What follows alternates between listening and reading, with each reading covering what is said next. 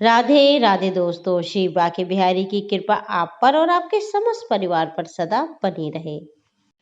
वैदिक पंचांग के अनुसार कार्तिक माह के शुक्ल पक्ष में देवउठानी एकादशी मनाई जाती है। देवउठनी एकादशी का सनातन धर्म में विशेष महत्व है। सभी एकादशियों में देवउठनी एकादशी श्रेष्ठ मानी जाती है, क्योंकि इस दिन से 4 महीनों से रुके हुए सभी मांगलिक कार्य शुरू हो जाते हैं। क्योंकि चतुर्मास की शुरुआत देवशयनी एकादशी से हो जाती है और इसका समापन देवउठनी एकादशी पर होता है। देवउठनी एकादशी को प्रबोधनी एकादशी और उत्पन्ना एकादशी भी कहा जाता है। इस दिन भगवान अपनी 4 महीनों की निद्रा का त्याग करते हैं और अपने भक्तजनों पर कृपा बरसाते हैं। तो चलिए पूरे श्रद्धा और भाव के साथ हम सुनते हैं प्रबोधनी एकादशी का महात्म्य और कथा। ब्रह्मा जी बोले कि हे मुनि श्रेष्ठ, अब आप पापों को नष्ट करने वाली तथा पुण्य और मुक्ति की देने वाली प्रबोधनी एकादशी का महात्म्य सुनिए। भागीरथी गंगा मनुष्य को तब तक ही फल देती है जब तक कि कार्तिक मास की प्रबोधनी नहीं आती। तीर्थ नदी समुद्र आदि तभी तक फल देते हैं जब तक कि प्रबोधनी एकादशी नहीं आती। कार्तिक मास शुक्ल पक्ष की प्रबोधनी एकादशी के व्रत का फल 1 सहस्र अश्वमेघ स्वराज्य सूर्य यज्ञ के फल के बराबर होता है। नारद जी ने पूछा कि हे पिता, एक संध्या को भोजन करने से, रात्रि में भोजन करने तथा पूरे दिन उपवास करने में हमें क्या क्या फल मिलता है, उसे आप समझाएं। ब्रह्मा जी बोले कि हे नारद, एक संध्या को भोजन करने से 1 जन्म की, रात्रि में भोजन करने से 2 जन्म में तथा पूरे दिन उपवास करने से 7 जन्म के पाप नष्ट हो जाते हैं। जिस वस्तु का त्रिलोक में मिलना भी मुश्किल होता है, वह वस्तु प्रबोधनी एकादशी के व्रत से मिल जाती है। प्रबोधनी एकादशी के व्रत के प्रभाव से सुमेरु पर्वत के समान कठिन पाप क्षण मात्र में ही नष्ट हो जाते हैं। अनेकों पूर्व जन्म के लिए किए हुए बुरे कर्मों को प्रबोधनी एकादशी का व्रत क्षण भर में नष्ट कर देता है। जो मनुष्य अपने स्वभाव के अनुसार इस प्रबोधनी एकादशी का विधि पूर्वक व्रत करते हैं, उन्हें पूर्ण फल प्राप्त होता है। हे मुनीश्वर, जो मनुष्य श्रद्धा पूर्वक थोड़ा भी जागरण करने का फल सूर्य ग्रहण के समय स्नान करने के फल से सहस्र गुना अधिक होता है। मनुष्य जन्म से लेकर जो पुण्य करता है, वह पुण्य प्रबोधनी एकादशी के व्रत के सामने व्यर्थ है। जो मनुष्य प्रबोधनी एकादशी का व्रत नहीं करते, उनके समस्त पुण्य व्यर्थ ही जाते हैं। इसलिए हे नारद, तुमको भी विधि पूर्वक श्री विष्णु भगवान की पूजा करनी चाहिए। जो व्यक्ति कार्तिक मास में धर्मपरायण होकर अन्य व्यक्तियों का अन्न नहीं खाते, उन्हें चंद्रायण व्रत का फल मिलता है। कार्तिक मास में भगवान दान आदि से उतने प्रसन्न नहीं होते जितने कि शास्त्रों की कथा सुनने से प्रसन्न होते हैं। कार्तिक मास में जो मनुष्य भगवान की कथा को थोड़ा बहुत पढ़ते या सुनते हैं, उन्हें 100 गौदान का फल मिलता है।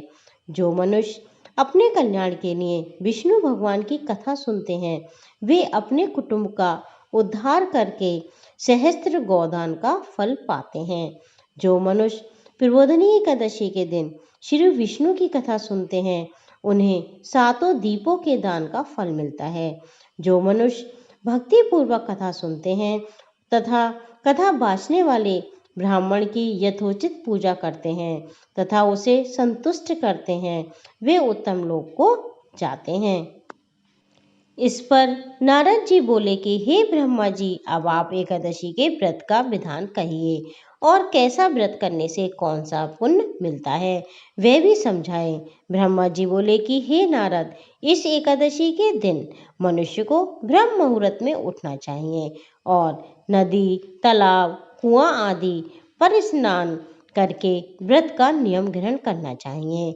उस समय भगवान से विनय करनी चाहिए कि हे भगवान, आज मैं निराहार रहूंगा और दूसरे दिन भोजन करूंगा, इसलिए आप मेरी रक्षा करें। इस प्रकार विनय करके भगवान की पूजा करनी चाहिए और व्रत प्रारंभ करना चाहिए। उस रात्रि से भगवान के समीप नृत्य, बाजे तथा कीर्तन में समय व्यतीत करना चाहिए। प्रबोधनी एकादशी के दिन कृपणता को त्याग कर बहुत से पुष्प, फल, अगर आदि से भगवान की आराधना करनी चाहिए। शंख के जल से भगवान को अर्घ्य देना चाहिए। इसका फल तीर्थदान आदि से करोड़ गुना अधिक होता है। मनुष्य अगस्त्य पुष्प से भगवान की पूजा करते हैं तो उनके सामने इंद्र भी हाथ जोड़ता है। कार्तिक मास में जो बिल्व पत्र से भगवान की पूजा करते हैं उन्हें अंत में मुक्ति मिलती है। कार्तिक में जो मनुष्य तुलसी से भगवान की पूजा करता है उसके 10,000 जन्म के समस्त पाप नष्ट हो जाते हैं। जो मनुष्य इस मास में श्री तुलसी जी के दर्शन करते हैं या उन्हें छूते हैं या ध्यान करते हैं या कीर्तन करते हैं या रोपण अथवा सेवा करते हैं, वे 1000 कोटि युग तक भगवान के घर में वास करते हैं। जो मनुष्य तुलसी का पेड़ लगाते हैं उनके कुटुंब में जो पैदा होते हैं वे प्रलय के अंत तक श्री विष्णु के लोक में रहते हैं। जो भगवान की कदम्ब पुष्प से पूजा करते हैं वे यमराज के दुखों को नहीं पाते। समस्त मनोवांछाओं की पूजा करने वाले भगवान कदम्ब पुष्प को देखकर अत्यंत प्रसन्न होते हैं। यदि उनकी कदम पुष्प से पूजा की जाए तो फिर बात ही क्या है। जो गुलाब के पुष्प से भगवान की पूजा करते हैं उन्हें मुक्ति मिलती है। जो मनुष्य बकुल और अशोक के फूलों से भगवान की पूजा करते हैं वे अनंत काल तक शोक से रहित होते हैं। जो मनुष्य विष्णु भगवान की सफेद और लाल कनेर के फूलों से पूजा करता है उस पर भगवान अत्यंत प्रसन्न होते हैं। जो मनुष्य विष्णु भगवान की दुर्वा दिल से पूजा करता है वह पूजा के फल से 100 गुना फल अधिक पाता है। जो भगवान की शमी पत्र से पूजा करता है वह भयानक यमराज के मार्ग को सरलता से पार कर जाता है। जो आदमी चंपक पुष्प से भगवान विष्णु की पूजा करता है वह आवागमन के चक्र से मुक्त हो जाता है। जो आदमी स्वर्ण का बना हुआ केतकी पुष्प भगवान को चढ़ाता है उसके करोड़ों जन्म के पाप नष्ट हो जाते हैं। जो आदमी भगवान को पीले और रक्त वर्ण कमल के सुगंधित फूलों से भगवान की पूजा करते हैं उन्हें श्वेत दीप में स्थान मिलता है। इस प्रकार रात्रि में भगवान की पूजा करके प्रातःकाल शुद्ध जल की नदी में स्नान करना चाहिए। स्नान करने के पश्चात श्री भगवान की प्रार्थना करते हुए घर पर जाकर भगवान की पूजा करनी चाहिए।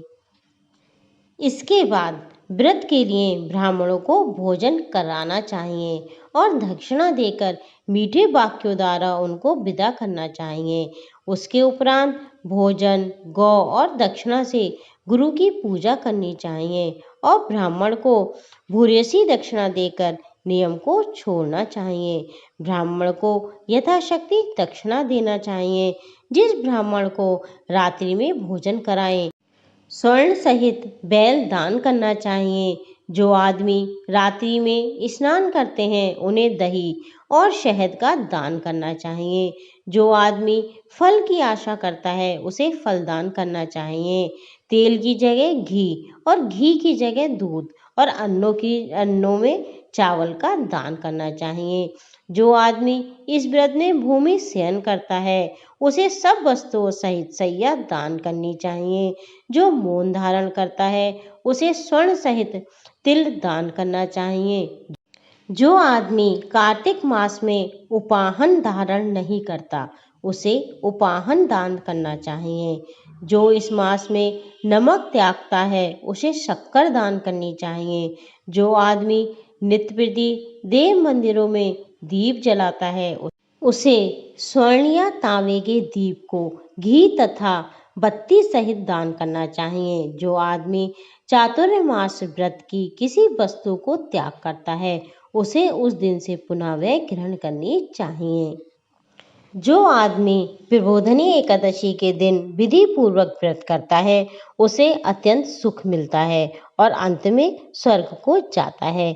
जो आदमी चातुर्मास व्रत को बिना किसी विघ्न के पूरा कर लेते हैं उन्हें दोबारा जन्म नहीं मिलता। जिन मनुष्यों का व्रत खंडित हो जाता है वह नरक को जाते हैं। जो मनुष्य इस एकादशी के महात्म्य को सुनता है व पढ़ता है उसे अनेक गोदान का फल मिलता है। तो दोस्तों ये थी देवोत्थान एकादशी की व्रत कथा।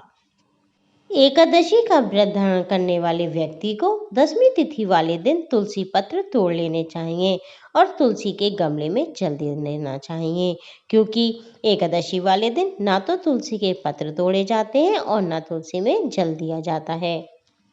देवोत्थान एकादशी वाले दिन तुलसी और शालिग्राम जी के विवाह कराने का भी विधान है। अगर आपको उसकी वीडियो चाहिए तो आप मेरे चैनल पे उसे चेक करें, आपको मिल जाएगी।